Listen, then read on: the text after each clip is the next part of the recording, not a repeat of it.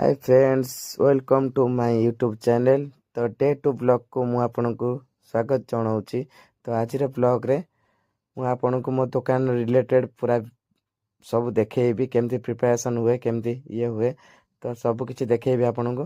तो एबे मो दुकान खोलिया टाइम भी हो गला 3:40 पाखापाखि हेलानी। कल रात भी आपको मु कही एटा हूँ मो दुकान लोकेशन, एटा हूँ आम स्टार्टर बालिया छक एटा हूँ Ballia Chhak. Balia Chhak just left side आसवे प्रियाप्रति फास्टफुड साइड रे मोर याम स्टार्टर एंड मोमोस दुकान। आउ एटा देखंतु प्रियाप्रति फास्टफुड साइड रे पूरा अच्छी एटा पूरा लोकेशन टा। तो मैंने प्रिपरेशन करके पूरा टोटल आसला पर वीडियो करुच्ची। ये हूँ पनीर स्टिक पर पीस 20 टका दाम रोचे यार। सेमती ये मशरूम स्टिक रोचे पर पीस 20 टका। ये हूँ मोमोस पनीर मोमोस, ये हूँ भेजिटेबल मोमोस आर हाफ प्लेट रोचे 30 टका, फुल प्लेट 60 टका। पनीर भी सेम रोचे।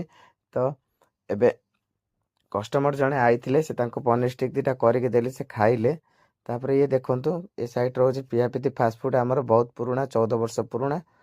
तो एबे दुकान लुक टा आपनको देखौछि बाहर देखंतु। ये रात्रि भी केमते देखा आपको जान नथिले। ये दुकान टा पूरा लुक एने जदि जन कस्टमर आसिले से आमर कुरकुरे मोमोस कहले खाइबे बोली मु तांको कुरकुरे मोमोस करके देली, से भी खाउचंदी मजारे।